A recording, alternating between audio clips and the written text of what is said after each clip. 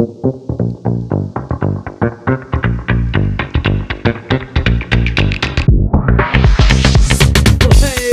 everybody, welcome to Let's Talk About Things and Stuff, where we talk about things and also stuff. I'm your friendly neighborhood youth guy, Matt Parker, and this is my good friend Caitlin. Heyo. How you doing today, Caitlin? I'm alright.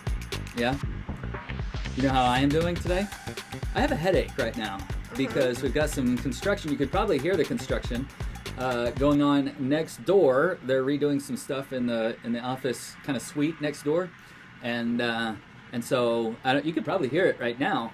It's been this all day long, and so I've got a headache. I've been through some painkillers, but it's not working. But I've got some stuff I just have to do here, and so just got to power through, I guess. So yeah. How's your day been? It's been very simple and boring. Yeah. I'm off today. It didn't work today. Fantastic. Yeah. So far today I've watched a couple movies and just hung out. What kind of movies?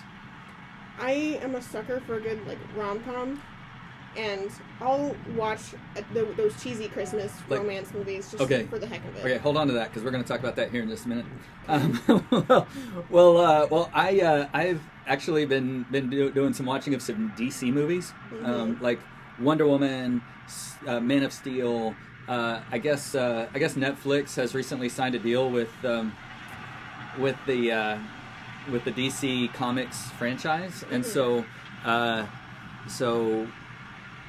they've got a whole bunch of movies: The Batman, Suicide Squad, and Birds of Prey, Batman versus Superman, or whatever that is.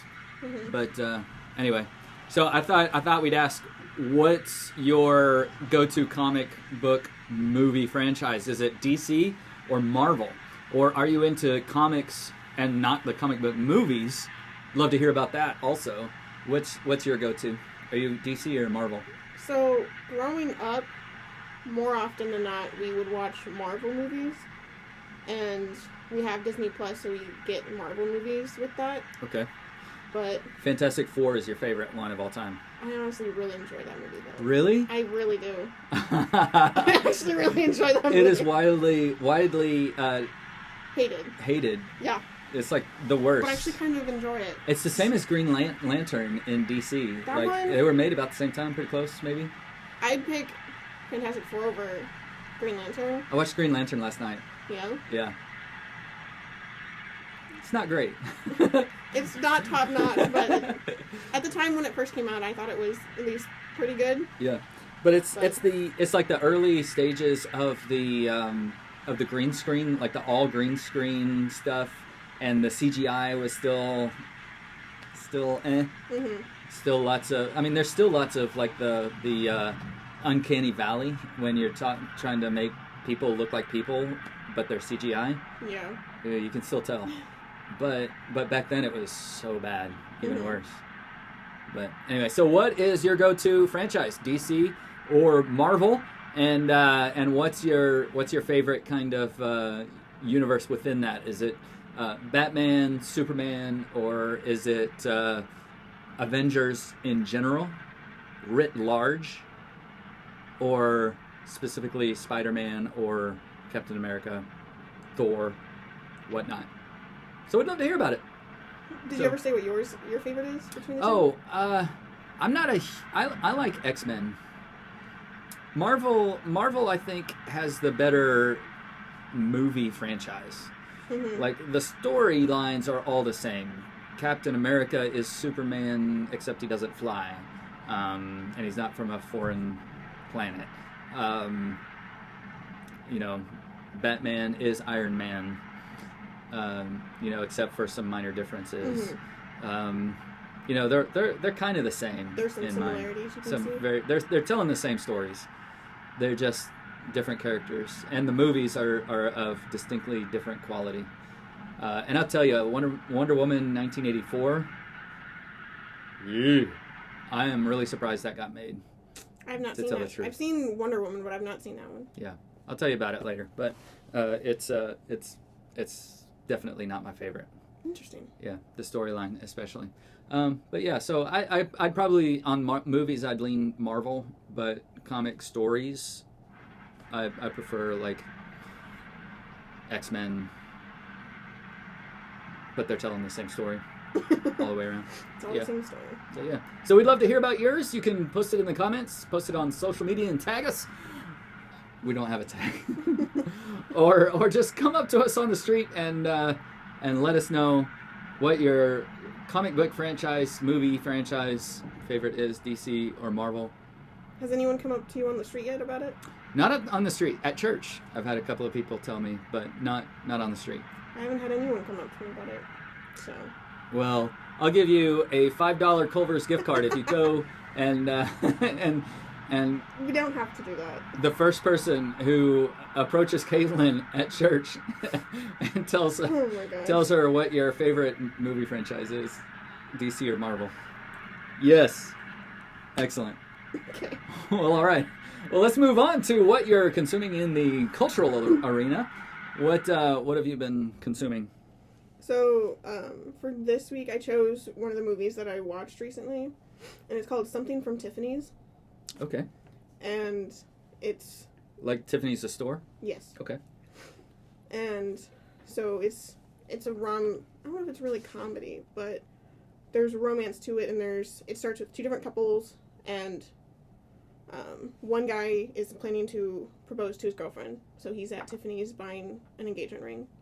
And then the other couple, he just wants to get her a pair of earrings, goes there, finds the cheapest option.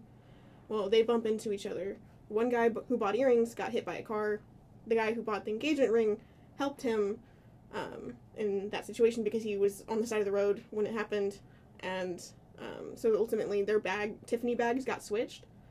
So come Christmas Day, they gave their girlfriends the wrong gift. Oh, no. And so then it all twists, and this one couple got engaged when they were just supposed to get earrings. They didn't get engaged. Well, he went to get the ring back. It was on the girl's finger, and he couldn't tell her, like, oh, this is my ring that's on your finger, not, like, yours. It's not meant to be yours. And that sounds amazing. So ultimately, it leads to both couples breaking up, and the girl from this... Because Don't tell me the end. Sorry.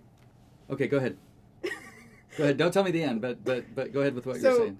Well, while the guy who's hit by the car is in the hospital, the guy here and the girlfriend talk of, how, this interaction happened, and they happen to have things in common. Interesting. Yeah. And antics ensue. Mm-hmm. Okay, so would you call it a rom-com or a rom-dram? Do you know what a rom-dram is? Romantic drama? Romantic dramedy. Dramedy. So it's like comedy that leans more to the dramatic. So it's like things work out in the end. There's some mild humor, but it's more dramatic than like a rom-com is just like, silly, we're running after each other in the car. We're piling 40 people in the car to run to the airport. That kind of thing. I mean, I would probably lean towards a rom-dram. Okay. Because there were funny bits, but it wasn't the focus of them. Yeah. Like silly antic, like a comedy in its purest form is just like everything turns out well as opposed to a tragedy in which like everything falls apart and you're depressed at the end. A comedy is everything works out for the people. Totally depressing. It worked out well in the end. Now, over time, since like the 20th century, we've kind of associated comedy less with everything working out in the end and more along the lines of, is it funny? Do I laugh? Yeah. So yeah. So I mean, I would... So you laughed some, and things worked out, sort of, for some people in the end. Mm-hmm. Okay, awesome. Well, I can't wait to watch it. Sounds fun. Well, mine is just Christmas movies in general. I've been watching like a bunch, and Misha has been watching this one over and over, and it gets kind of like to my ancestral heart. Like things you don't realize that resonate with you. They resonate because it's kind of in your blood, or at least in your family culture, even if it's not overtly there, right? I've got family. My ancestral home is Switzerland, Scotland, Ireland, British Isles, Okay. And that's pretty much it. I'm like the whitest guy in I was America, gonna say, right? That's pretty- very, very white. Very white, yeah. Yeah. Okay. So there's this movie on Netflix. It stars Brooke Shields and Carrie Elwes from Princess Bride. Brooke Shields, like a model from the '80s, and she did some movie stuff. I know what you're talking about. Yeah. And Carrie Elwes from the Princess Bride, and he's done a lot of like minor work through the years. Done some pretty big movies, but mostly in the '80s and '90s. And he's kind of come back around now that he's like 60 years old to do some bigger stuff. But Brooke Shields, Carrie Elwes, Carrie Elwes plays Miles, right? Who owns a castle. He's a duke in Scotland, and it's kind of fun to hear Carrie Elwes put on a Scottish brogue, and so it's kind of fun, and Brooke Shields plays a writer from America, from the United States, who comes over to her own ancestral home. Her like grandfather or great grandfather worked in the same castle, and this guy is going bankrupt. He's heavy in debt, and so he's got to sell his castle, or everything goes under. And so she goes and she offers to buy the castle, and antics ensue. Yeah. And it's a rom-com. It's kind of funny, but it doesn't follow the typical form. Like there are moments where they kind of have their disagreements, but like in a typical Hallmark movie pattern, like they get together, they hate each other, and then something happens, or they either hate each other or it's like something's keeping them apart, right? Some sort of misunderstanding or family thing or whatnot. Right. And then they get together, and then there's this like disruption where everything like blows up, falls apart, and then the final scenes are them like getting back together, right? Well, that's not exactly the pattern of this movie. So it's a little more boring than like a typical Hallmark movie, but it's got its moments. It's pretty good. And it's, Wesley from Princess Bride and Brooke Shields.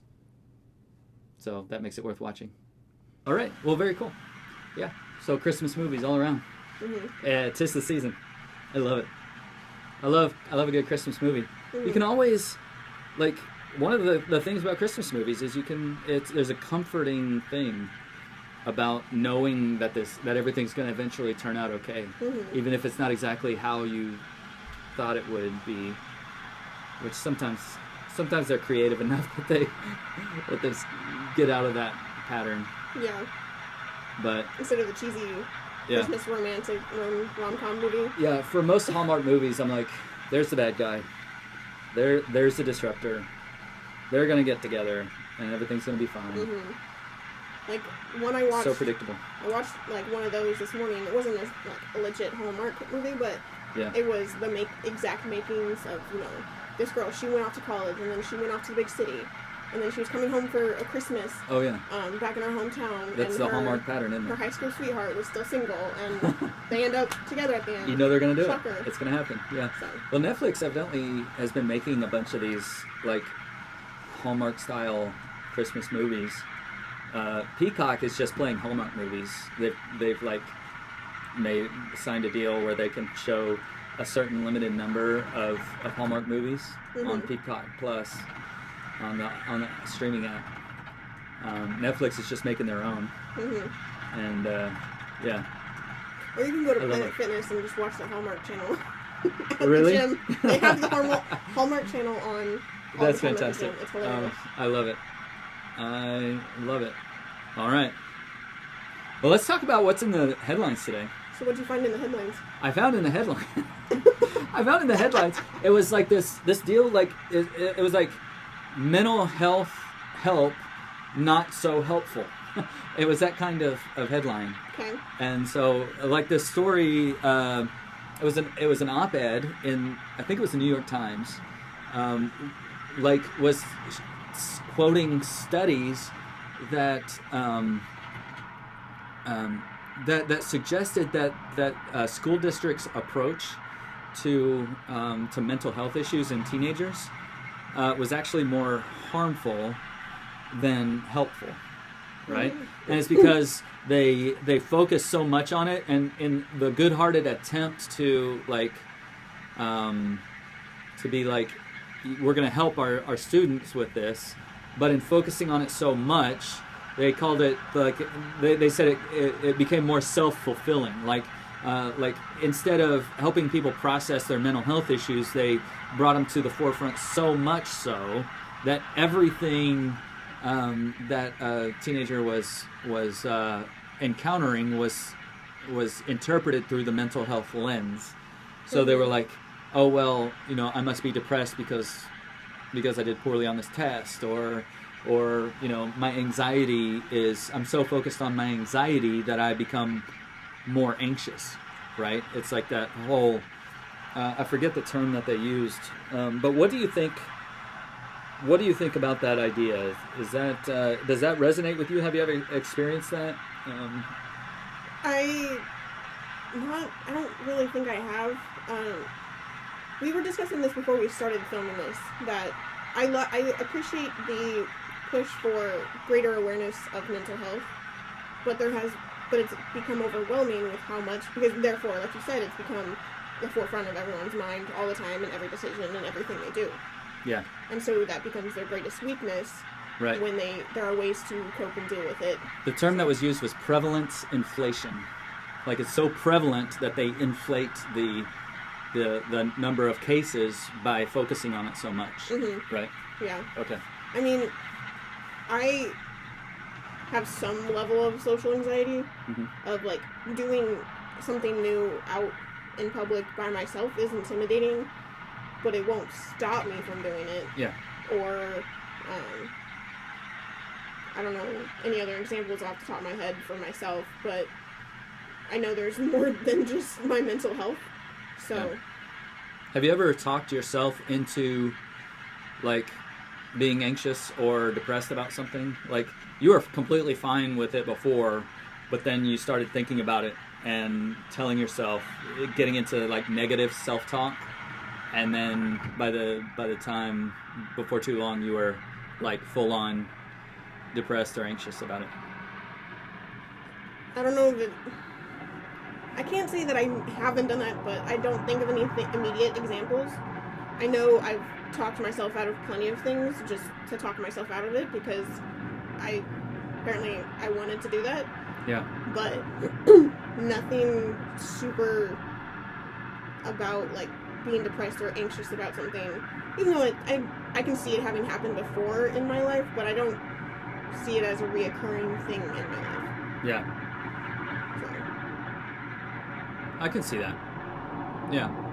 Well, I don't know what to think about it, because I like you said, I like that we're talking about it, that we've normalized the mental health discussion to the point where it's not as much of a thing if you have to go to counseling. Like, when I was growing up, if you had to go to counseling, then it was like something must be wrong with you, right? Mm-hmm. I had a kid in my school growing up who was always going to like therapy and stuff like that, and he was like the sort of bad boy outcast kind of, everybody just assumed that he was mentally kind of iffy.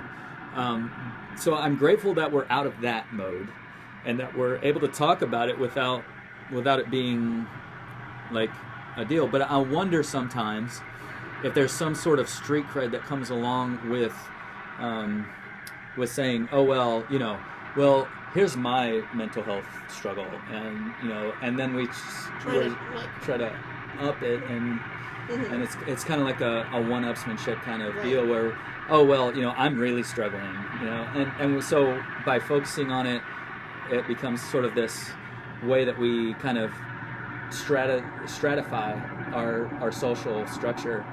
So like those who are really struggling with anxiety, they get the most attention over here. Yeah. And so then there's some sort of social benefit that comes from talking about it. And then by talking about it, or by watching videos of anxious people on TikTok or stuff like that, then it becomes like that self-fulfilling thing where then all of a sudden, oh my gosh, I find that I'm actually anxious about stuff. when I might not have actually been that way before. Mm-hmm. Maybe. I don't know if that's a real thing or not.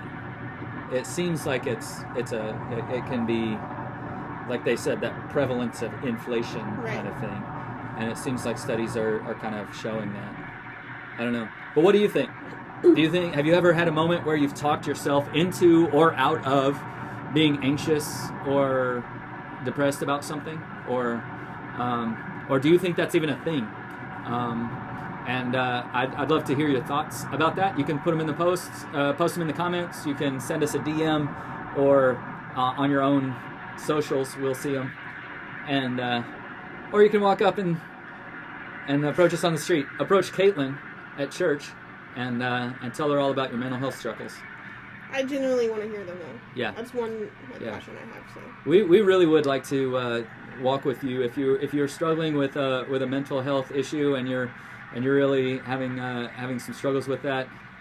We have resources that if that's a reality for you, if that's your current experience, we can hook you up with some people who can really help. I'm not qualified.